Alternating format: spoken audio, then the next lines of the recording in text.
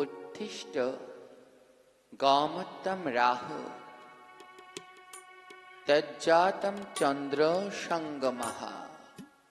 অর্থাৎ রাহু যখন চন্দ্রদেবকে গ্রাস করে, এই সময়টা মোটেই অশুভ সময় নয়, এই সময়টা শুভ সময়। আমাদের মনের ভিতরে একটা ধারণা কি এই চন্দ্রগ্রহণ আদৌ গ্রহণটা কি, আমাদের 9টা গ্রহ আছে।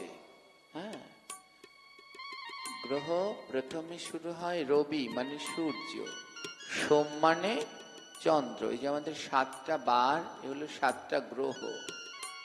আমাদের সনাতন ধর্মের বার শুরু হয় কোন বার থেকে? না, রোববার থেকে। রবি মানে সূর্য, তারপর রবির পরে সোম, সোম মানে চন্দ্র, একটা গ্রহ, মঙ্গল, মঙ্গল গ্রহ, বুধ, বৃহস্পতি, শুক্র, শনি, এই 7টা গ্রহ। আর এর সাথে আরো 2টি গ্রহ আছে, একটা হলো রাহু আর একটা হলো কেতু। 7টি গ্রহ শুভ, তার জন্য আমাদের সপ্তাহে হলো 7 দিন। আর 2টি গ্রহ অশুভ রয়েছে, অসুর থেকে সৃষ্টি হয়েছে, এই 2টো গ্রহকে অশুভ বলে মানা হয়। এটা হলো রাহু আর কেতু। আপনারা সবাই জানেন সমুদ্র মন্থনের সময়ে ভগবান শ্রী অসুররাও অমৃত পেতে চাইলেন, আর দেবতাগণ অমৃত পাওয়ার জন্য ব্যাকুল হলেন। তো ভগবান দেখলেন অসুররা যদি অমৃত পায় তাহলে আর এই পৃথিবীতে ধর্ম থাকবে না। তাই ভগবান কি করলেন, সেই মোহিনী রূপ ধারণ করে অমৃত বিতরণ করলেন। তো ভগবান পরিকল্পনা করলেন দেবতাদের অমৃত দিবেন, কিন্তু অসুরদের এই অমৃত দিলে তারা অমৃতের মান রাখতে পারবে না। এই কথা জানতে পারলেন রাহু। তো রাহু কি করলো না, দেবতাদের রূপ ধারণ করে ওই দেবতারা যেখানে দাঁড়িয়েছিলেন, ভগবান মোহিনী রূপে যখন অমৃত দান করছেন, দেবতারা যেখানে দাঁড়িয়ে আছেন, ও রাহু কি করলেন, দেবতাদের রূপ ধারণ করে সেই অমৃত নেয়ার জন্য দেবতাদের লাইনের ভিতরে ঢুকে পড়লেন। ঢুকে গিয়ে কি করলেন, দাঁড়ালেন কার পাশে? চন্দ্র এবং সূর্য।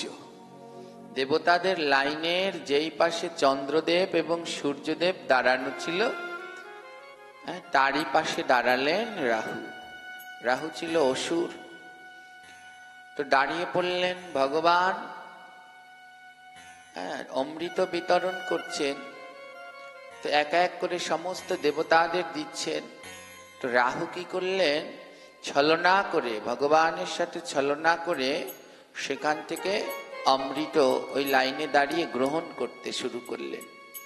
তো চন্দ্রদেব আর সূর্যদেব পাশে থেকে বুঝতে পারল যে এ কোনো দেবতা নয়। যখন না ভগবান রাহুকে অমৃত দিলেন, তো চন্দ্রদেব এবং সূর্যদেব চিৎকার করে জানান দিলেন, হে প্রভু, এ কোনো দেবতা নয়, এ ছলনাকারী রাহু। তন্মধ্যে রাহু কি করলেন, চন্দ্রদেব এবং সূর্যদেব বলার মধ্যেই রাহু কিছুটা অমৃত খেয়ে নিলেন, কিছুটা অমৃত পান করে নিলেন। এর মধ্যে ভগবান দেখলেন এ যদি সম্পূর্ণ অমৃত পান করে তাহলে তো একে আর দমন করা যাবে না। সঙ্গে সঙ্গে ভগবান শ্রীহরি সুদর্শন চক্র দিয়ে রাহুর মস্তকটা ছেদন করেন। ছেদন করার সাথে সাথে কিন্তু রাহু তার মধ্যে অমৃত পান করে নিয়েছে, কিছুটা অমৃত পান করে নিয়েছে। অমৃতটা কণ্ঠ পর্যন্ত, গলা পর্যন্ত চলে এসেছে। সেই সময় ভগবান সুদর্শন চক্র দিয়ে মস্তক ছেদন করেন। আর অমৃতটা ভিতরে যেতে পারেনি, যেই গলাটা কেটে ফেললো অমৃতটার নিচে পড়ে গেল। আর সেই যে রাহুর মাথাটা ও অমৃত খেয়ে নিল, তার জন্য ও অমর হয়ে গেল। ওটা অসুর। সমস্ত অসুর নিধন হয়েছে, কিন্তু কিছু কিছু কয়েকজন অসুর এখনো নিধন হয়নি। তার মধ্যে একটা হলো রাহু। রাহুর মস্তকটা হলো গিয়ে সেই রাহু, আর নিচের অংশটা যেটা কেটে ফেললো, ওখান থেকে একটা সাপের মুন্ডু বেরিয়ে আসলো, সেই অংশটার নাম হলো কেতু। এই হলো রাহু এবং কেতু। 9টি গ্রহের ভিতরে এই 2টি গ্রহ আছে, রাহু এবং কেতু। যেহেতু অমৃত পান করেছে, তার জন্য রাহুর আর মৃত্যু হলো না, তিনি অসুর হয়ে আজও রয়েছেন। আর রাহুর কণ্ঠ থেকে ওই যে অমৃতটা খেয়ে ফেললো, যখন ছেদন করে ফেললো, তখন অমৃতগুলো মাটিতে পড়ে যায়। এখান থেকে আরো একটা বিষয় আমরা বলে দেই, যে ওই অমৃতগুলো রাহু খাওয়ার পরে মাটিতে পড়ে গিয়ে 2টি সবজির সৃষ্টি হয়, একটা পেঁয়াজ আর একটা রসুন। হ্যাঁ, পেঁয়াজ আর রসুন রাহুর উচ্ছিষ্ট, রাহুর মুখ থেকে বেরিয়ে এই ভূতলে পতিত হয়। কিন্তু এই পেঁয়াজ এবং রসুন এর ভিতরে অমৃতের গুণ আছে। ওই যে অমৃত দিয়ে কিন্তু সৃষ্টি হয়েছে পেঁয়াজ রসুন, কিন্তু ওটা রাহুর উচ্ছিষ্ট বলে ও কোনো ধরনের গোবিন্দ সেবায় লাগে না। হ্যাঁ, এবং পেঁয়াজ রসুন এই সবজি হলেও ভগবানের সেবায় নিষিদ্ধ, এবং এটা খেলে পরে দেহের ভিতরে উত্তেজক, রাহুর কাজ কি, রাহুকে তো উত্তেজনা সৃষ্টি করে, উত্তেজনা শক্তি বেড়ে যায়। কিন্তু পেঁয়াজ রসুন একটা মহা ঔষধি কিন্তু। হ্যাঁ, ওই যে অমৃত থেকে সৃষ্টি হয়েছে বলে রসুন, অনেক আয়ুর্বেদ শাস্ত্রে অনেক ক্ষেত্রে রসুনকে ঔষধ হিসেবে ব্যবহার করা হয়। তো এই অমৃত থেকে এই 2 বস্তুর সৃষ্টি হলেও রাহুর উচ্ছিষ্ট বলে এ সম্পূর্ণ আমাদের ধর্ম অনুসারে নিষিদ্ধ। তো এই হলো রাহু এবং কেতুর সৃষ্টি। তো চন্দ্রদেব বলে দিলেন ভগবানকে যে ভগবান এ কোনো দেবতা নয়, এক মায়াবী অসুর। তখন রাহু রেগে গেলেন চন্দ্র এবং সূর্যের উপর। হ্যাঁ, তুমি যদি না বলতে তাহলে আমাকে তো ভগবান এমনি করে কাটতো না। তখন রাহু প্রতিজ্ঞা করলেন যে হে চন্দ্র এবং সূর্য, আমি কিছুতেই তোমাদের দুজনকে ছাড়ব না। আমি রাহু সব সময় তোমাদের পিছন পিছন ঘুরতে থাকব। ভগবান বললেন, হে রাহু, তুমি অমৃত পান করে অমর হয়েছ, কিন্তু আমি ভগবান শ্রীহরি তোমাকে বললাম যে অমৃত পান করে সে অমর, মানে দেবতা হয়। কিন্তু তুমি অসুর থেকে দেবতা হলেও নবগ্রহের যখন পুজো হয় তখন রাহু এবং কেতুর পুজো হয়। হ্যাঁ, কিন্তু ভগবান বললেন যে তুমি পুজো পেলেও কোনোদিন শুভ হবে না। যেইখানে রাহু এবং কেতুর ছায়া পড়বে সেইখানেই অশুভ নেমে আসবে। তখন রাহু চন্দ্র এবং সূর্যকে বললেন, আমার ছায়া যেহেতু অশুভ, তাহলে আমি রাহু কোনো সময় চন্দ্র আর সূর্যকে ছাড়ব না, সব সময় এদের গ্রাস করবার জন্য আমি ছুটতে থাকব। তাই সারা বছর ধরে চন্দ্র এবং সূর্যের পিছনে রাহু ছুটতে থাকে। হ্যাঁ, বছরে যেই সময়টায় বিভিন্ন জ্যোতিষশাস্ত্র অনুসারে এর বিশেষ আলোচনা আছে, কিন্তু আজ আমরা স্বল্প সময় আলোচনা করব। এর অনেক বিস্তারিত ব্যাখ্যা আছে। নির্দিষ্ট সময় অনুসারে প্রত্যেক বছরই এই রাহু চন্দ্র এবং সূর্যকে গ্রাস করে থাকে। তখন চন্দ্র এবং সূর্য ভগবানের চরণে লুটিয়ে পড়লেন, হে প্রভু, এই রাহু যদি আমাকে গ্রাস করে তাহলে আমার কি গতি হবে, আমার উদ্ধার হবে কি করে? ভগবান বললেন, ভয় নেই, শোনো হে চন্দ্র সূর্য, রাহুর কিন্তু পেট নেই, শুধু মাথাটা আছে। এই যে কেটে ফেলেছে, বললে রাহু তোমায় খেতে পারবে, কিন্তু খেয়ে পেটের মধ্যে রাখতে পারবে না। এই যে আজ চন্দ্রগ্রহণ যারা দেখবেন, দেখবেন ওই রাহু, কালো রাহুটা চন্দ্রকে গ্রাস করছে, একদিক থেকে খাচ্ছে, আবার ওই গলা দিয়ে চাকটা বেরিয়ে যাবে। ভগবান বললেন গ্রাস করতে পারবে কিন্তু ধরে রাখতে পারবে না। তোমার ভয় নেই, চন্দ্র সূর্য তোমাদের ভয় নেই, ও তোমাকে গ্রাস করবে কিন্তু বেশিক্ষণ ধরে রাখতে পারবে না, কারণ মুখ থেকে গলা পর্যন্ত, এরপরে আর রাহুর কোনো শক্তি নেই। মুখ দিয়ে খাবে, আবার গলা দিয়ে বেরিয়ে যাবে। তাই চন্দ্রদেব আর সূর্যদেবকে বললেন নির্ভয়ে থাকো। চন্দ্রদেব এবং সূর্যদেব বললেন হে প্রভু, এটা তো বুঝলাম যে রাহু গ্রাস করতে পারবে না, আমরা মুক্তি পাব, কিন্তু হে ভগবান, এই রাহু তো বড় অশুভ, যখন আমাকে গ্রাস করবে তখন তো আমরা অশুদ্ধ হয়ে যাব। চন্দ্র এবং সূর্য এই দুজন হলো প্রত্যক্ষ দেবতা, অন্য অন্য দেবদেবীদের দর্শন আমরা পাই না, কিন্তু চন্দ্র এবং সূর্যকে প্রতিদিন আমরা দর্শন করতে পারি। তখন ভগবান বললেন কি, তখন ভগবান বললেন ভয় নেই হে রাহুকে, চন্দ্র সূর্য যখন তোমাকে রাহু গ্রাস করবে, ভগবান বললেন আমি আশীর্বাদ করছি, সবাই যখন রাহু গ্রাস করবে, চন্দ্রে এবং সূর্যে গ্রহণ লাগবে, তখন জগতে অশুভ নয় শুভ সময় বিরাজ করবে। যখন চন্দ্রদেবকে এবং সূর্যদেবকে চন্দ্রগ্রহণ এবং সূর্যগ্রহণ হয়, রাহু যখন গ্রাস করে, তখন জগতে অশুভ সময় নয়, তখন জগতে শুভ সময় বিরাজ করে। কিন্তু দুঃখের বিষয় হলো কি, আমরা চন্দ্রগ্রহণ এবং সূর্যগ্রহণ শুনলেই ভয় পাই, এটা অশুভ, এ সময় এই না ওই না। এগুলোর কিছু শাস্ত্রীয় নিয়ম আছে, কিন্তু চন্দ্রগ্রহণ সূর্যগ্রহণ মোটেই অশুভ নয়। যাদের যাদের বাড়িতে পঞ্জিকা আছে, দেখবেন পঞ্জিকা খুলে চন্দ্রগ্রহণের সময় স্নান করলে কত হাজার গঙ্গা স্নানের ফল হয়, দেখবেন লেখা আছে। সূর্যগ্রহণ স্নান করলে কত লক্ষবার গঙ্গা স্নানের ফল হয়। যদি এই সময় অশুভ হতো, তাহলে স্নান করলে এত গঙ্গা স্নানের ফল পাওয়া যেত? এ সময় অশুভ নয়, এ সময় শুভ সময়। এই চন্দ্রগ্রহণ এবং সূর্যগ্রহণ, এ সময় হরিনাম জপ করার, এই ভাগবত শ্রবণ করার অত্যন্ত শুভ সময় হলো চন্দ্রগ্রহণ এবং সূর্যগ্রহণ। মালা জপ করার অত্যন্ত শুভ সময় হলো চন্দ্রগ্রহণ এবং সূর্যগ্রহণ। আজকে যতটা সময় গ্রহণ থাকবে, যদি আপনি গ্রহণ থেকে লাগা থেকে গ্রহণ শেষ পর্যন্ত জপ করতে পারেন, আপনার ৭৫ লক্ষ বার নাম জপের ফল লাভ করতে পারবেন।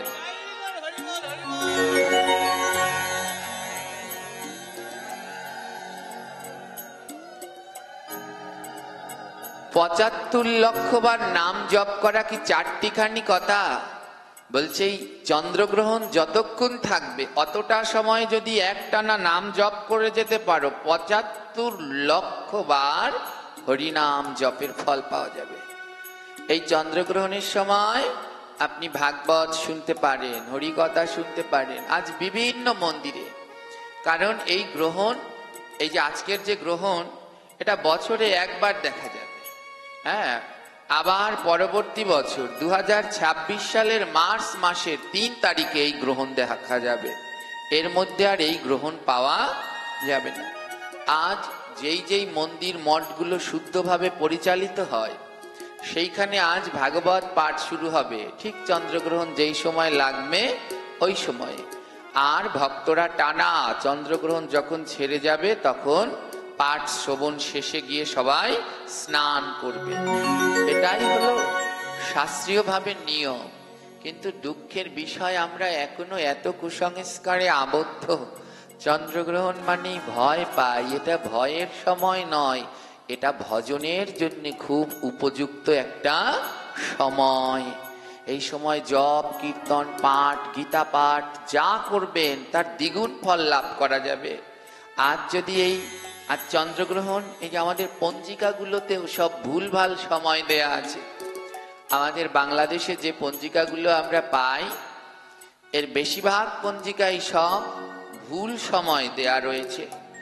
আমাদের বিশুদ্ধ পঞ্জিকা রয়েছে, গৌড়ীয় বৈষ্ণবদের বিশুদ্ধ পঞ্জিকা রয়েছে। কোথা থেকে প্রকাশিত হয়? না রাধাকুণ্ড থেকে। হ্যাঁ, এই রাধাকুণ্ড থেকে গাদ্দি প্রকাশিত হয়। হ্যাঁ, এই রাধাকুণ্ডের গাদ্দি সেই মহাপ্রভুর সময় থেকে, হ্যাঁ, সেই সরগোস্বামীগণ থেকে প্রকাশিত গাদ্দি রয়েছে।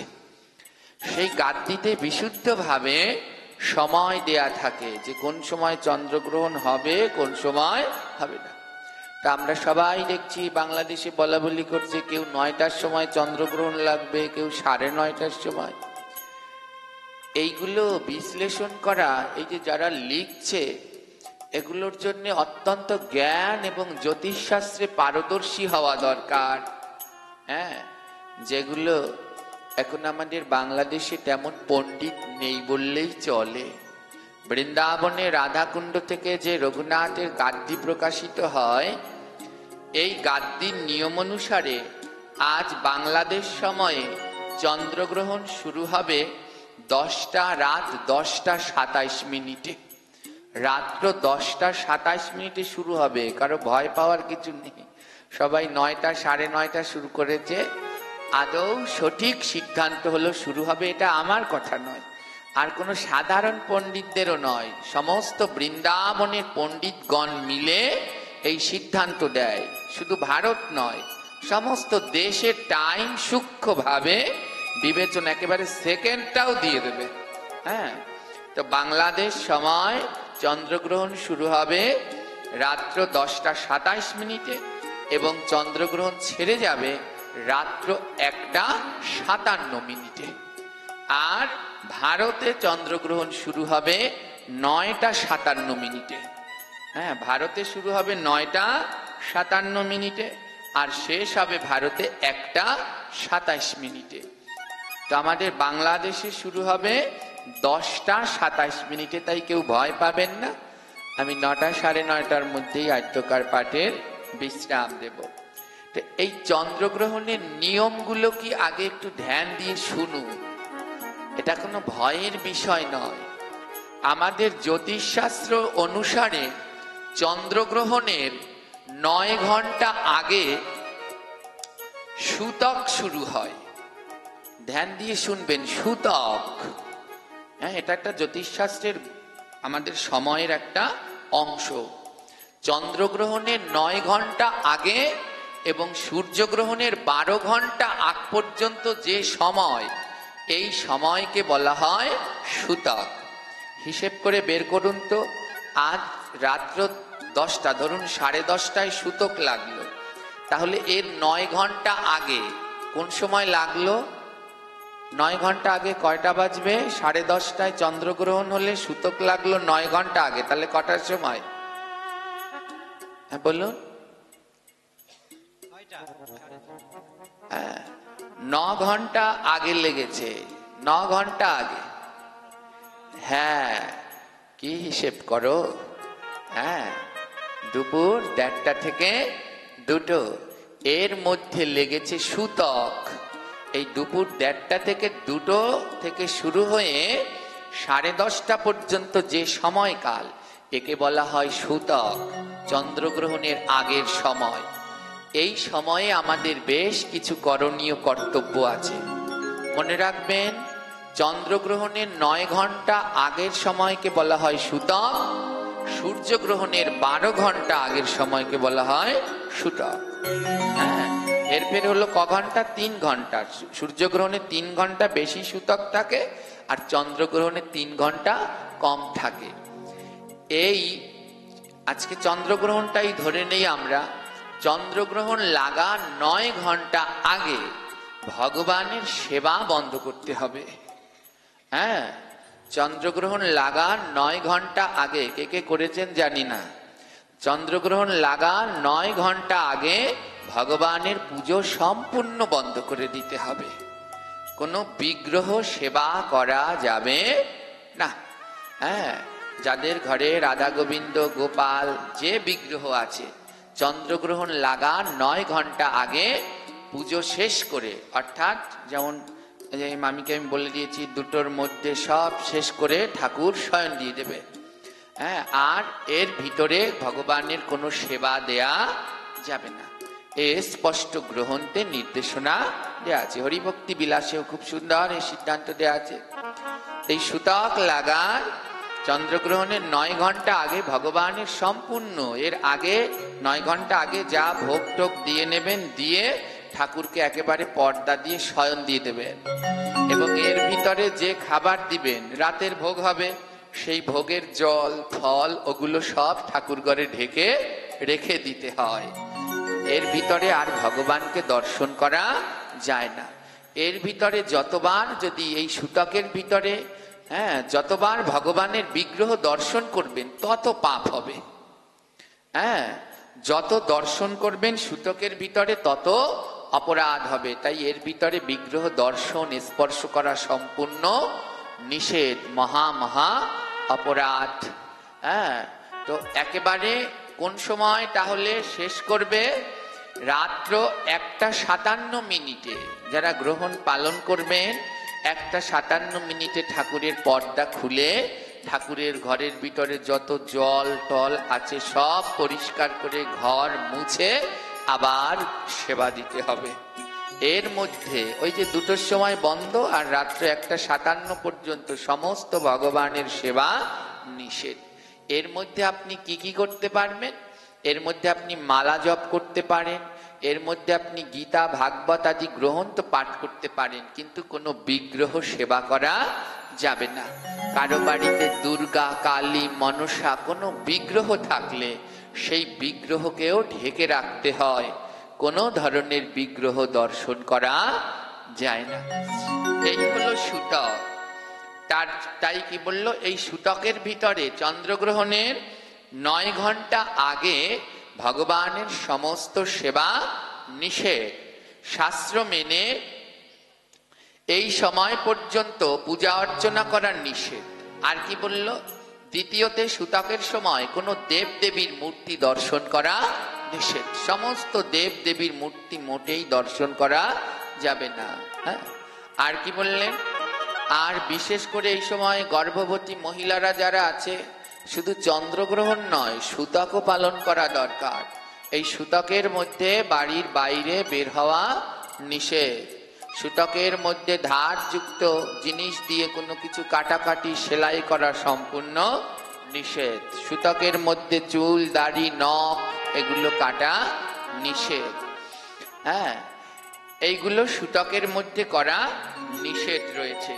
তো এই যে আজকের যে চন্দ্রগ্রহণ, যেটা রাত্র 10:27 শুরু হবে, এই চন্দ্রগ্রহণ আবার 1 বছর পরে 2026 সালের মার্চ মাসের 3 তারিখে দেখা যাবে। এই চন্দ্রগ্রহণ সবাই দেখতে পারবে না। কোন কোন রাশিরা দেখতে পাবে? এই গ্রহণ রাশি অনুসারে হয়। ধ্যান দিয়ে শুনবেন। মেষ, কন্যা, তুলা, ধনু, মকর রাশিরা, যাদের যাদের মেষ, কন্যা, তুলা, ধনু এবং মকর রাশি রয়েছে, আজকের এই চন্দ্রগ্রহণ তারাই দেখতে পারবে, তাদের জন্য শুভ। এই রাশি বাদে অন্য যে রাশি আছে তাদের জন্য এই চন্দ্রগ্রহণ দেখা শুভ নয়। আর বিশাখা নক্ষত্র যুক্ত তুলা রাশি যারা রয়েছে তাদের জন্য এই চন্দ্রগ্রহণ না দেখাই ভালো। এই চন্দ্রগ্রহণের সময় আমাদের কি কি করা নিষেধ, এই চন্দ্রগ্রহণের সময় কি কি করা নিষেধ ধ্যান দিয়ে শুনবেন। চন্দ্রগ্রহণের সময় সবার প্রথমে ভগবানের সেবা দেয়া নিষেধ। কোনো প্রকার সেবা কিছুতেই চলবে। শুধু চন্দ্রগ্রহণ না, আমি আগে বারবার বলছি, চন্দ্রগ্রহণের 9 ঘন্টা আগ থেকে ভগবানের সেবা বন্ধ করে দিতে হয়। যে কোনো দেব দেবী সব ভগবানের সেবাও বন্ধ। এই সময় যত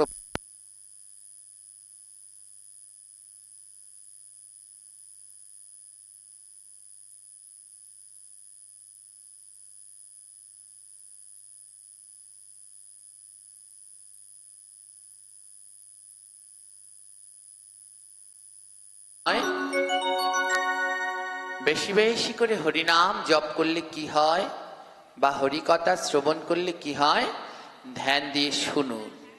হরে কৃষ্ণ। কেউ কথা বলবেন না। তো চলুন আমরা সবাই মিলে একটু রাধারানীর নাম করে নেই, হ্যাঁ, যেন সবাই শান্ত হই। জয় জয় রাধে কৃষ্ণ গোবিন্দ গোপাল রাধে রাধে, রাধে কৃষ্ণ গোবিন্দ গোপাল রাধে রাধে, রাধে কৃষ্ণ গোবিন্দ গোপাল রাধে রাধে, জয় জয় রাধে কৃষ্ণ গোবিন্দ গোবিন্দ রাধে রাধে গোপাল রাধে রাধে, গোবিন্দ রাধে রাধে গোপাল রাধে সবাই গোবিন্দ রাধে রাধে গোপাল রাধে রাধে, বাবু সারা গাও।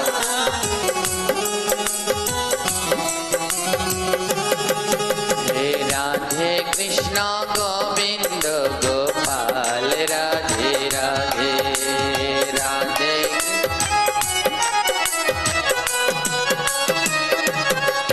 গোবিন্দ রাধে রাধে গোপাল রাধে রাধে,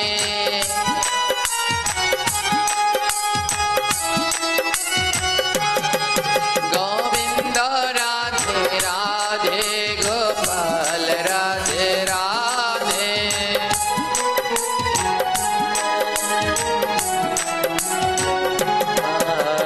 রাধে কৃষ্ণ গোবিন্দ গোপাল রাধে রাধে, রাধে কৃষ্ণ গোবিন্দ হে বৃন্দাবনে বলো রে ভাই রাধে রাধে রাধে,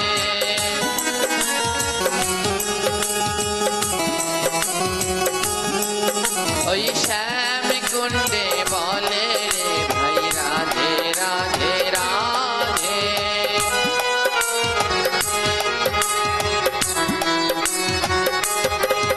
ওই রাধা কুণ্ডে বলে রে ভাই রাধে রাধে রাধে,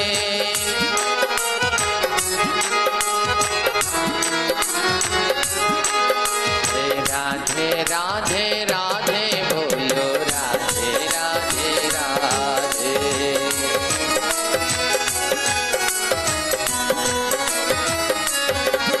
ও রাধে রাধে রাধে বলো রাধে রাধে রাধে,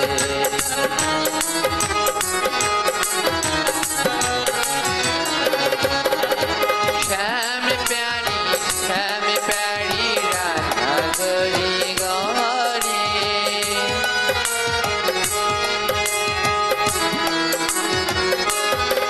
मेरा श्याम प्यारी राधा गरी गरे,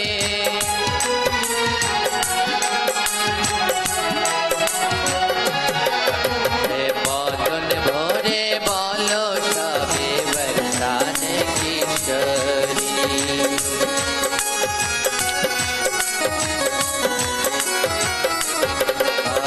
बदन भरे बोलो सबे बरसाने किशोरी,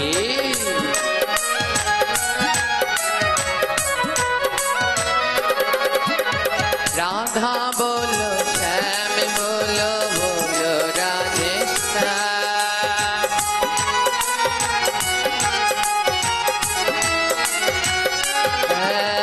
राधा बोलो श्याम बोलो बोलो राधे श्याम,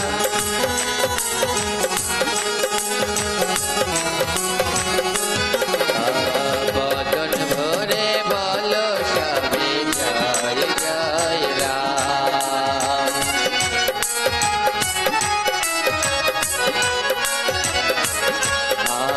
बदन भरे बोलो सबे जय जय राम,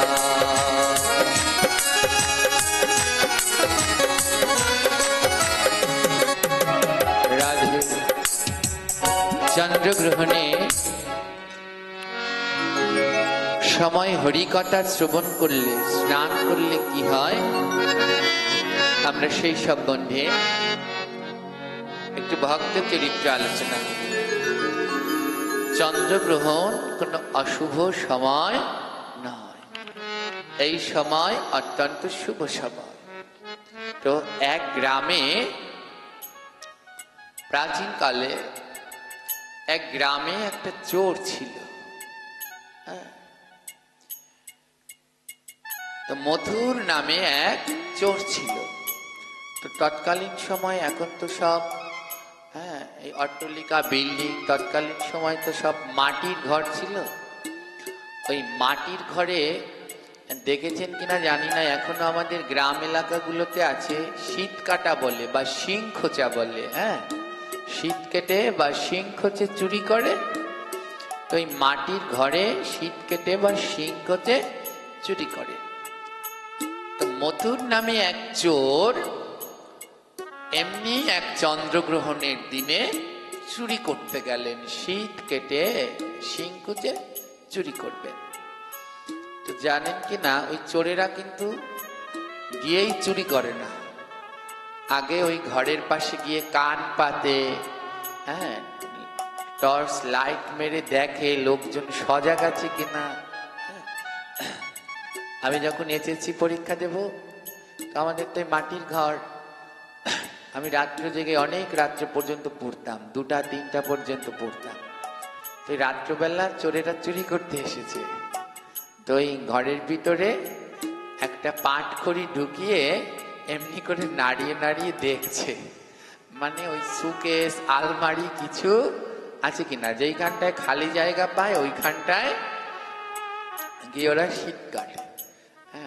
তো আমি ওটা খেয়াল করে ধরেছিলাম একেবারে, কিন্তু পালিয়ে গেছে। তো এমনি ভাবে ওই মথুর নামে একটা চোর, ও চুরি করবে বলে এক গ্রামে গিয়েছে। তো ওই দিন ছিল চন্দ্রগ্রহণ। তো চন্দ্রগ্রহণের দিন যখন গ্রহণ লাগে, তখন কি ঘুমাতে আছে? জোরে বলবেন। এতটা সময় আমরা শ্রবণ করলাম, চন্দ্রগ্রহণ যখন লাগে তখন ঘুমাতে। টাটকার চন্দ্রগ্রহণ শুরু হবে 10:27।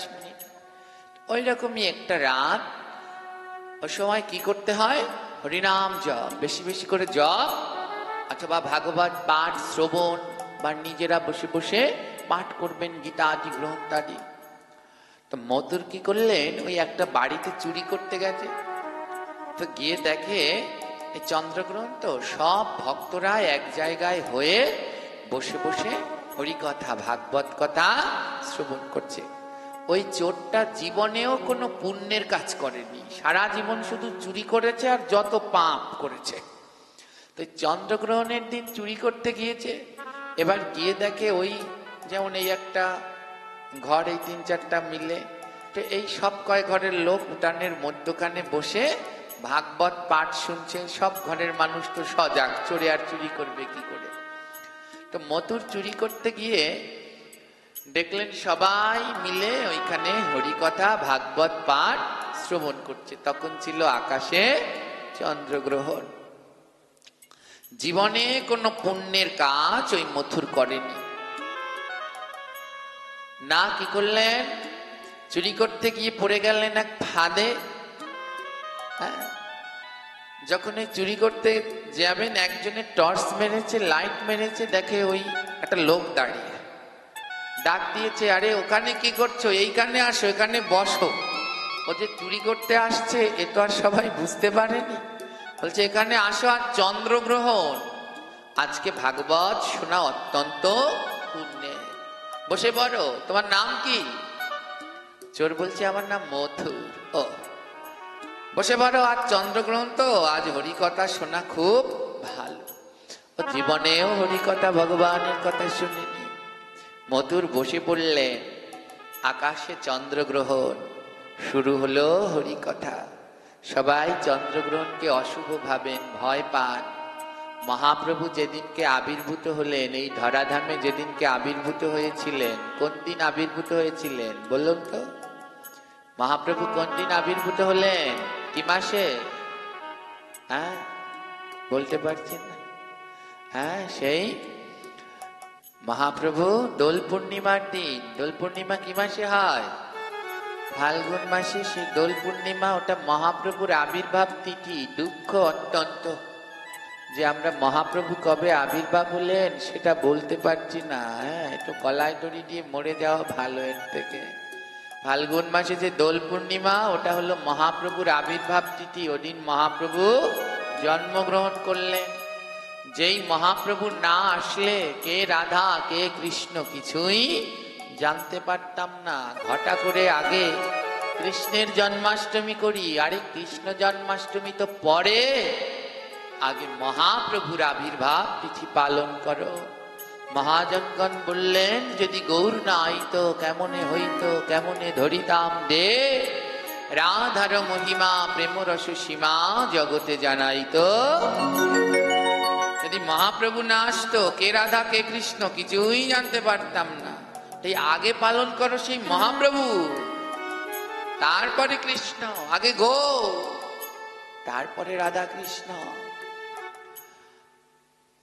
মহাপ্রভু আবির্ভূত হয়েছিলেন এই ফাল্গুন মাসে। হ্যাঁ, যেদিনকে আমরা দোল পূর্ণিমা বলি, এই ফাল্গুনে। হ্যাঁ, গোবিন্দ মাসের নাম গোবিন্দ। এই গোবিন্দ মাসে পূর্ণিমা, শুক্লপক্ষের পূর্ণিমা তিথিতে মহাপ্রভু আবির্ভূত হলেন। কোন সময়ে জানো? হ্যাঁ, ভগবান শ্রীকৃষ্ণ আবির্ভূত হলেন কটার সময়? রাত্র 12:01। আর মহাপ্রভু আবির্ভূত হলেন গোধূলি লগ্নে। হ্যাঁ, না সন্ধ্যা না দিন, সেই গোধূলি লগ্নে মহাপ্রভু আবির্ভূত হলেন। যখন মহাপ্রভু আবির্ভূত হলেন তখন একসাথে 3টি গ্রহণ লেগেছিল। কয়টি গ্রহণ? 3টি গ্রহণ। তো গ্রহণ লাগলে একসাথে 3টা গ্রহণ লাগে কোনো দিন? গ্রহণ লাগলে 2টো লাগতে পারে, একটা চন্দ্রগ্রহণ, একটা তাও একসাথে লাগতে পারে না। কারণ চন্দ্রগ্রহণ লাগতে হলে রাতে লাগতে হবে, আর সূর্যগ্রহণ লাগতে হবে। কিন্তু মহাপ্রভু যেদিনকে আবির্ভূত হলেন সেদিন একসাথে 3 গ্রহণ লাগলেন। মহাজনগণ বললেন, একসাথে আবার 3 গ্রহণ কি করে লাগে? গ্রহণ তো দেখালেন। হ্যাঁ, মহাপ্রভু যেদিনকে আসলেন সেই দিনকে একসাথে 3 গ্রহণ লেগেছিল। বলে কি কি গ্রহণ? বৈষ্ণব পদাবলী কীর্তনে তার সুন্দর করে কীর্তন করা হলো। মহাপ্রভু যেদিনকে আসলেন সেদিনকে একসাথে 3 গ্রহণ। বলে কি গ্রহণ? বলে ভক্তবৃন্দের হলো হরি নাম গ্রহণ, ভক্তবৃন্দের হলো, ভক্তবৃন্দের হলো হরি নাম গ্রহণ।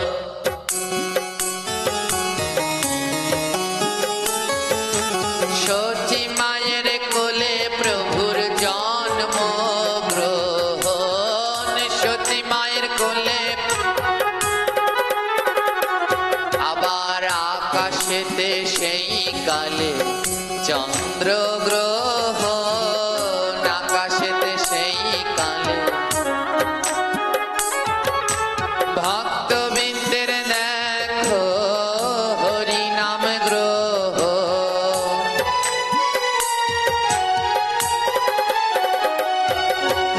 আকাশেতে চন্দ্রগ্রহণ একটা গ্রহণ, আর চন্দ্রগ্রহণ হলেই ভক্তরা কি গ্রহণ করে? খাবার গ্রহণ করে। হরিনাম গ্রহণ 2 গ্রহণ, 3টা গ্রহণ লাগলো একসাথে। আকাশে চন্দ্রগ্রহণ দেখে ভক্তরা সবাই মিলে হরিনাম গ্রহণ করলেন। আর এমন সুন্দর আকাশে চন্দ্রগ্রহণ, সারা নবদ্বীপ নদিয়ায় হরিনাম হচ্ছে। হরিনাম, যে মহাপাপী সেও হরিনাম করছে, আর চারদিকে হরিনামে হরিনামে ভরে গেল। সেই সময় মহাপ্রভু জন্মগ্রহণ।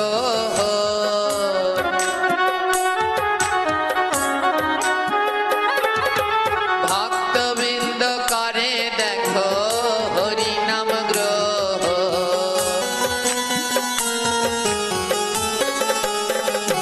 সেদিন 3 গ্রহণ হলো রে,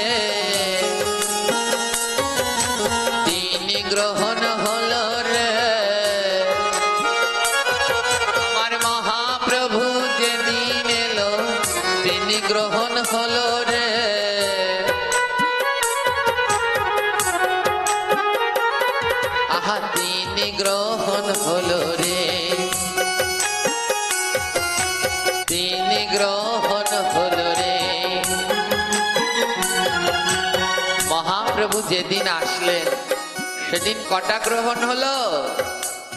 কি কি গ্রহণ? চন্দ্রগ্রহণ, নাম গ্রহণ আর মহাপ্রভুর জন্মগ্রহণ। গ্রহণ যদি খারাপ হয় তাহলে মহাপ্রভু কি আর গ্রহণের মধ্যে জন্ম নিতেন? জোরে বলবেন। যেই গৌর যার মুখের দিকে তাকালে, বদন পানে তাকালে, হ্যাঁ, শুধু নয়নে জল ঝরে। ওই কৃষ্ণের বদনে তাকালে মনে প্রেম আসে কিনা জানি না, কিন্তু গৌর বদন পানে, নিতাই বদন পানে যে একবার তাকায় সে প্রেম ধারায় হরিবল বলে ভেসে যায়। গৌর গৌর গৌর গৌর বল বদনে,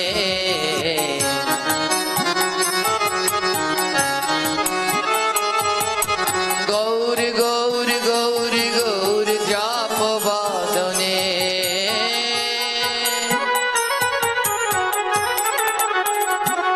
আহা, ধ্যান দিন, গ্রহণ কোনো খারাপ নয়। গ্রহণ যদি খারাপ হয় তাহলে গ্রহণের দিন মহাপ্রভু আবির্ভূত হতেন না। আমাদের অনেক কুসংস্কার আছে, এই ভাদ্র মাসকে সবাই খারাপ ভাবে। ভাদ্র মাস মোটেই খারাপ নয়, ভাদ্র মাস অত্যন্ত শুভ। এই মাসের নাম ঋষিকেশ। একটা ভজনী আছে, না ভজিনু ঋষিকেশ, জনম হইল শেষ। এই মাস মোটে অশুভ নয়, এ মাস ভজনের মাস। আমাদের এখনো অনেক প্রচলিত নিয়ম, যারা ভাদ্র মাসে জন্মায়, হ্যাঁ, বলে এই ভাদ্র মাসে জন্মেছে, এদের দুঃখের শেষ নাই, এদের জীবনে এই সেই কত কি। ভাদ্র মাসে জন্মানো যদি খারাপ হতো তাহলে ভাদ্র মাসে কি অনাদিরাদি গোবিন্দ ভাদ্র মাসে আসতেন? গোবিন্দ কোন মাসে আসলেন? ভাদ্র মাসের কৃষ্ণ পক্ষের অষ্টমী, জন্মাষ্টমী তো ভাদ্র মাস। যদি এই মাসে জন্ম নেওয়া খারাপ হতো তাহলে ভগবান আসতেন? শুধু কি ভগবান শ্রীকৃষ্ণ? ভাদ্র মাসের কৃষ্ণ পক্ষের অষ্টমীতে আসলেন ভগবান শ্রীকৃষ্ণ, আর ভাদ্র মাসের শুক্ল পক্ষের অষ্টমীতে আসলেন জগদীশ্বরী শ্রীমতী রাধারানী। দুইজনেই ভাদ্র মাসে অবতীর্ণ হলেন। ভাদ্র মাস মোটেই অশুভ মাস। এই যে যারা, এটা তো কর্মকার পাড়া, নামই হলো বড় কর্মকার বাড়ি। কর্মকারদের জন্য বড় শুভ মাস হলো ভাদ্র মাস। ভাদ্র মাস জুড়ে কর্মকারদের, কারণ কর্মকারদের সবার একজন করে ইষ্ট দেবতা থাকে। হ্যাঁ, কর্মকার যারা এই যে কাজ করে, শিল্পকর্মের যারা কাজ করে তাদের একজন ইষ্ট দেবতা থাকে, যারা গান করে তাদের একজন ইষ্ট দেবতা থাকে, যারা নৃত্য করে তাদের একজন ইষ্ট দেবতা থাকে। সবার, যারা চিকিৎসা করে আছে তো, হ্যাঁ, যেমন যারা চিকিৎসা করে এদের ইষ্ট দেবতা কারা? হ্যাঁ, যে সেই চিকিৎসা শাস্ত্রে যারা রয়েছেন, হ্যাঁ, বলে গেছে এই মুহূর্তে নাম, দুইজন রয়েছে, অশ্বিনী কুমার, এরা হলো চিকিৎসার দেবতা। যারা ব্যবসা করে তারা গণেশ, হ্যাঁ, বৈশাখ মাস জুড়ে ব্যবসায়ীদের গণেশ বন্দনা। যারা সঙ্গীত তাদের জন্য মাঘ মাস জুড়ে, হ্যাঁ, সরস্বতীর বন্দনা। এমনি করে এক এক মাসে। আর যারা শিল্পকর্ম কাজ করে তাদের জন্য ভাদ্র মাস শুভ, কারণ এই ভাদ্র মাসে তাদের ইষ্ট দেবতা বিশ্বকর্মার আবির্ভাব তিথি, বিশ্বকর্মার জন্মদিন। কোন দিনে? এই ভাদ্রের সংক্রান্তি দিন, ওদিন বিশ্বকর্মার জন্মদিন, ওটা তার আবির্ভাব তিথি।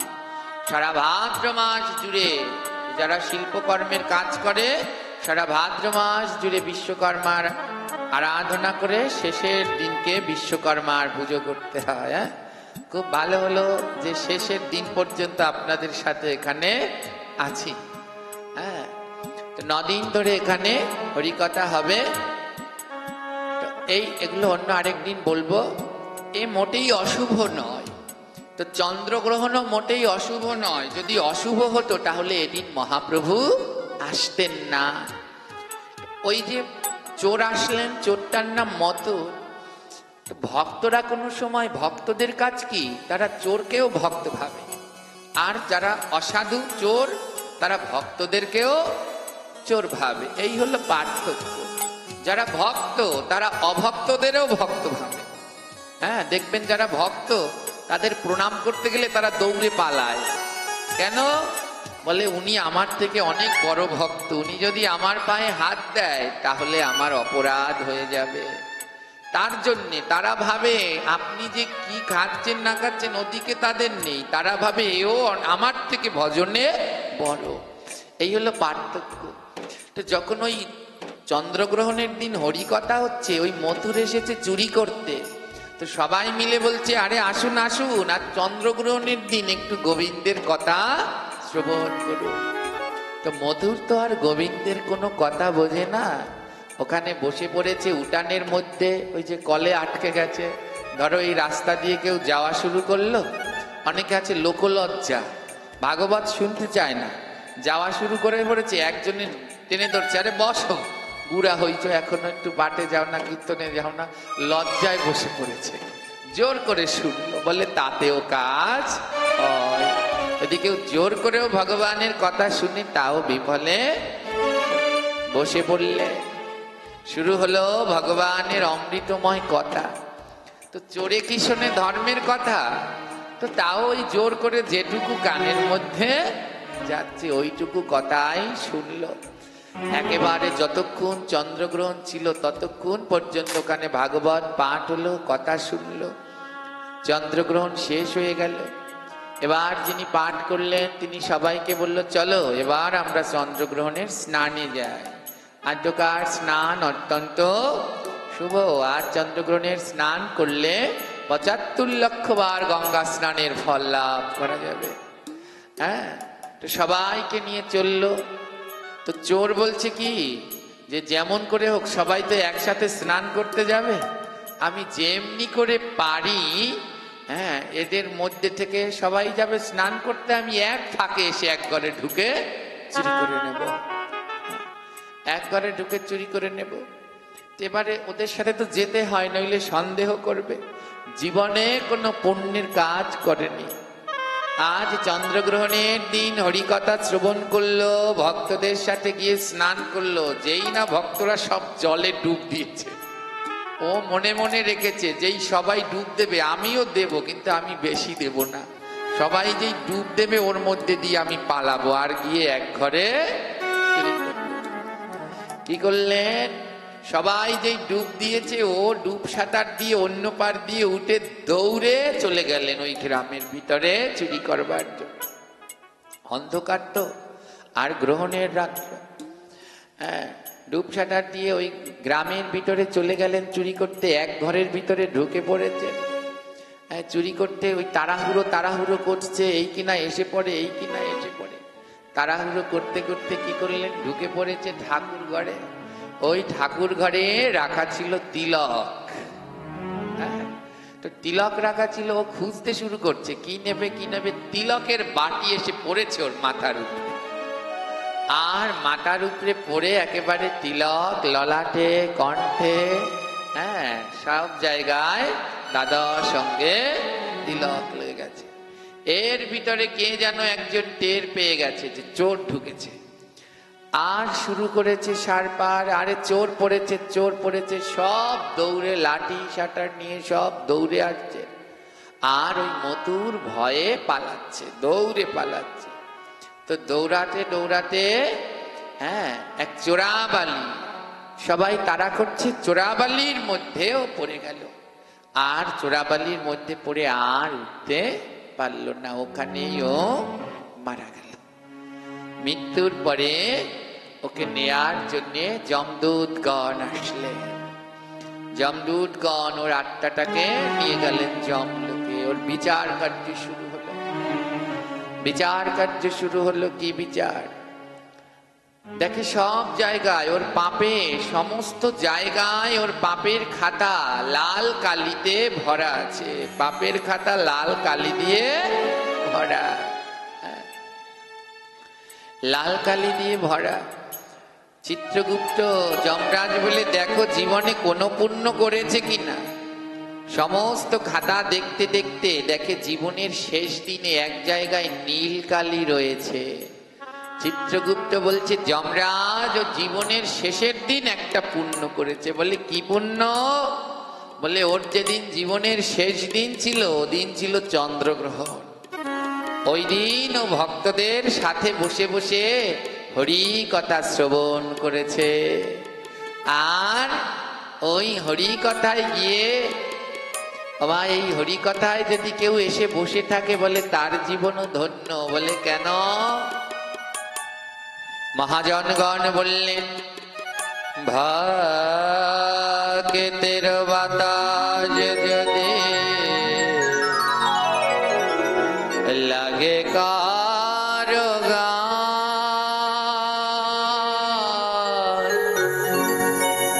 100 জন্মের যত পাপ দূর হয়ে যায়।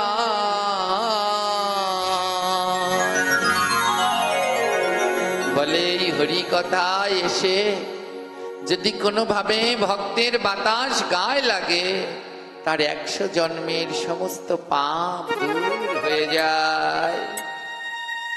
চিত্রগুপ্ত বললেন, যমরাজ বড় শুভ দিন, চন্দ্রগ্রহণের দিন, এই চোরটা ভক্তদের মাঝে বসে হরি কথা শুনলেন। যমরাজ বলল, চলো আমরা সবাই মিলে ওকে প্রণাম করি। চিত্রগুপ্ত বললেন, ওর মতো একটা পাপীকে প্রণাম করব? যমরাজ বললে, চিত্রগুপ্ত জানো না, যারা চন্দ্রগ্রহণ সূর্যগ্রহণের দিন ভগবানের ভাগবত কথা হরি কথা নাম কীর্তন শ্রবণ করে, তাদের অবশ্যই প্রণাম করা কর্তব্য, কারণ ওরা যে বড় শুভ কাজ। চিন্তা করতে পারছে? আদ্যকার এই দিনে হরি কথা শ্রবণ করা কত পুণ্যের, আদ্যকার এই দিনে জপ করা কত পুণ্যের। আর আমরা কুসংস্কারের মধ্যে ডুব দিয়ে রয়েছি। হ্যাঁ, তো বেশি বেশি করে এখন এখান থেকে গিয়ে সবাই জপ মালা নিয়ে বসে বসে জপ করবে যত পারে।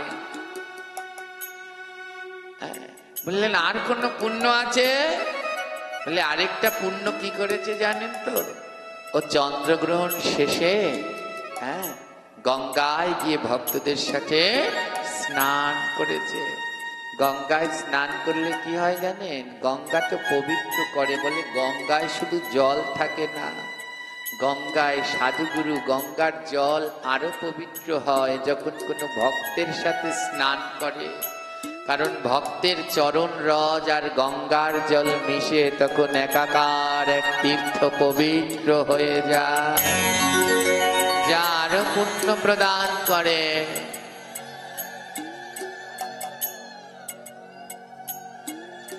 তাই যে কোনো তীর্থে গেলে কোনো সময় একা একা যেতে নেই, কোনো ভক্তের সাথে করে যেতে হয়।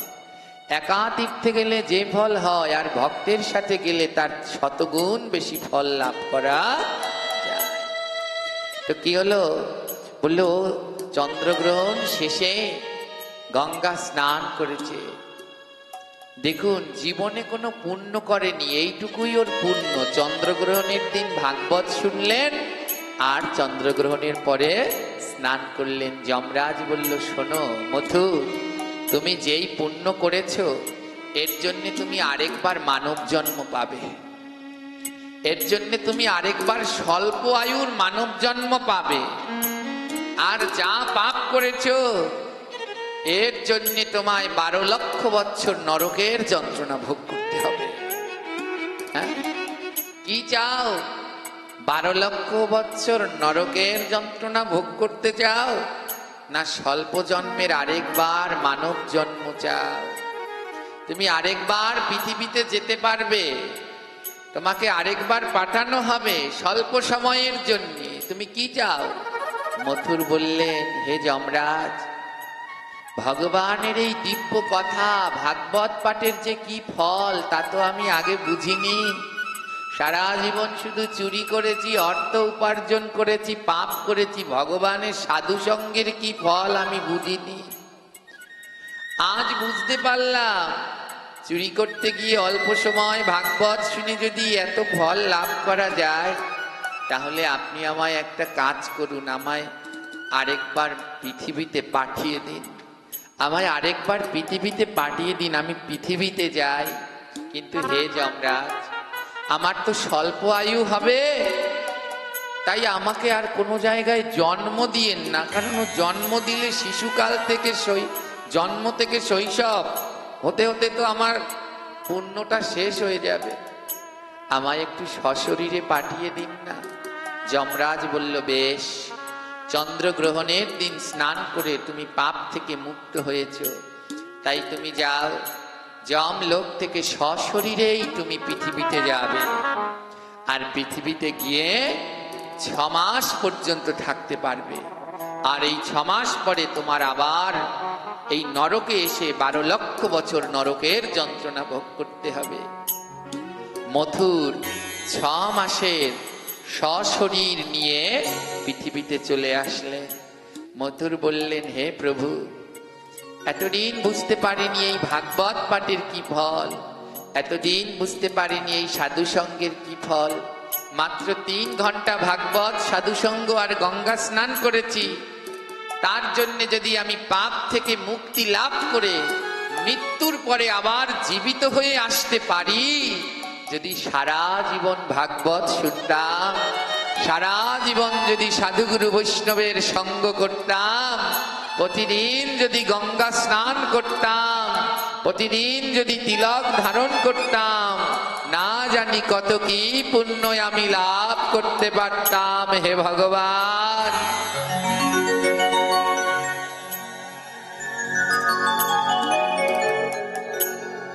মথুর বললেন, এই 6 মাস আমি আর নষ্ট করব না। 6 মাসের জন্য এসেছে বলে এই 6 মাস আর নষ্ট করব না, ওই স্ত্রী পুত্র কন্যার কাছে ফিরে যাব না, এই 6 মাস আমি গোবিন্দ ভজন করে কাটাবো। কিন্তু মন আর মানলো না, মায়া তো, হ্যাঁ, মায়া এমন এক জিনিস, মৃত্যুর পরেও পিছন ছাড়ে না। হ্যাঁ, মরে গেলে পরেও আমাদের আত্মাটা ঘুরে বেড়ায় ওই স্বজনদের জন্যে, সম্পদের জন্যে। দেখবেন কত পুরানো পুরানো বাড়ি আছে, জমিদার বাড়ি, এখনো জমিদারদের আত্মা ঘুরে বেড়াচ্ছে, কারণ বাড়ির লোভ ত্যাগ করতে পারেনি। লোভ হলো বড় ভয়ঙ্কর। তো মথুর পৃথিবীতে এসেছে, পৃথিবীতে এসে মায়া ত্যাগ করতে পারেনি বলে যাই একটু সন্তান বাচ্চাদের দেখে আসি। আমার যেই না সন্তান বাচ্চাদের দেখতে গেলেন, যেই স্ত্রী সন্তানদের দেখতে গেলেন, মথুরকে দেখে সব দৌড়ে দৌড়ে পালাচ্ছে। আরে ভূত ভূত ভূত, কারণ ও তো মারা গেছে। হ্যাঁ, এই সংসার এমন এক মায়ার সংসার, এই মানুষগুলো এমন এক আজব মানুষ।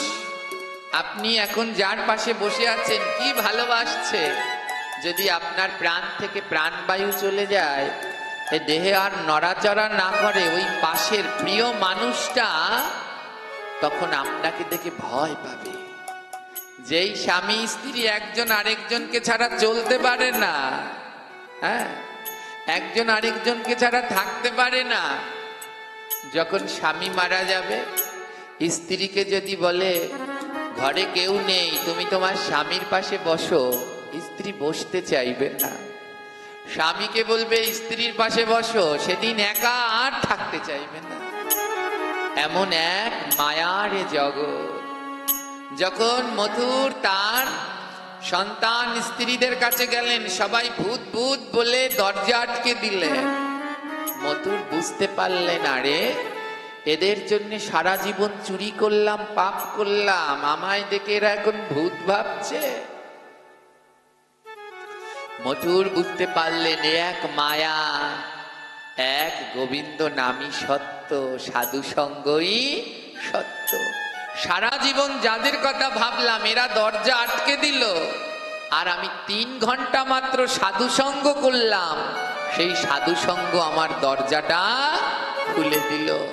মথুর কি করলেন? মথুর বললেন আর না, এদের কাছে আর না। এই 6 মাস আমি পৃথিবীতে আছি, যেই কানে সাধু সঙ্গ পাবো আমি সেই কানে যাব। আর গিয়ে কি করব জানো? আমি ভক্তের ধুলা মাথায় দেব, ভক্তের ধুলা।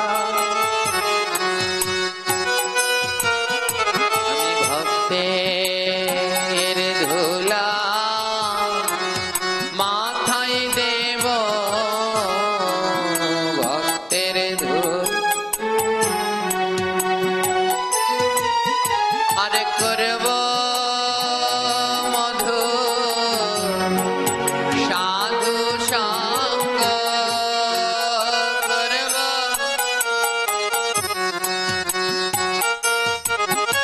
ওই ভক্তের অঙ্গে দিয়ায় অঙ্গ, ভক্তের আমি করব মধু সাধু সঙ্গ, করব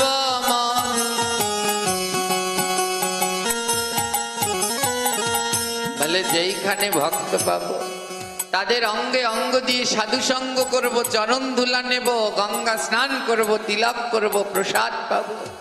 এইভাবে মথুর 6 মাস কাটিয়ে দিলেন। আর 6 মাস সাধু সঙ্গ হরিকথা শ্রবণে মথুরের সমস্ত পাপ দূর হলো। 6 মাস অন্তে বৈকুণ্ঠ থেকে এক পুষ্পরথ নেমে আসলো। আর পুষ্পরথের সারথি বললেন, পুষ্পরথের সারথি মথুরকে ডেকে বলল, মথুর তুমি এই 6 মাস ধরে সাধু সঙ্গ করে চন্দ্রগ্রহণের দিন হরিকথা শ্রবণ, গঙ্গা স্নান, তিলক ধারণ করে সমস্ত পাপ থেকে মুক্ত হয়েছ। চলো এবার তুমি বৈকুণ্ঠে ফিরে চলো। সাক্ষাৎ বৈকুণ্ঠনাথ রথ পাঠিয়ে দিলেন, আর সেই রথে করে মথুর বৈকুণ্ঠে ফিরে গেল। এবার ভক্ত নিয়ে ভগবান বৃন্দাবনে যান। এবার ভক্ত নিয়ে ভগবান বৃন্দাবনে যান। নদী আর নারীগণে জয়ধ্বনি দেয়, নদী আর নারীগণে উলুধ্বনি দেয়, আজি উলুধ্বনি দেয় রে, জয়ধ্বনি দেয় রে, আজি শঙ্খধ্বনি ঘন ঘন শঙ্খধ্বনি দেয় রে। এবার ভক্ত আর ভগবানের মিলন হইল। প্রেমানন্দে সবাই একবার গৌর হরি বল। এবার ভক্ত আর ভগবানের মিলন হইল। এইখানেতে ভাগবত বিশ্রামেতে গেল। তাই যদি থাকে লেখা কালকে হবে দেখা। আমরা এখানে 9 দিন আলোচনা করব। আজ চন্দ্রগ্রহণ বলে এখানেই আদ্যকার আলোচনার বিশ্রাম। সবাই গ্রহণের আগে প্রসাদ পেয়ে নেবেন। তাই যদি থাকে লেখা কালকে হবে, যদি থাকে লেখা কালকে হবে দেখা। এইখানেতে বলে যাই সবাই টাটা বাই বাই। এবার সবাই মিলে হরি বল, প্রেমানন্দে বাহু তোলো। হরি হরি হরি বল, হরি হরি হরি বল। হরে কৃষ্ণ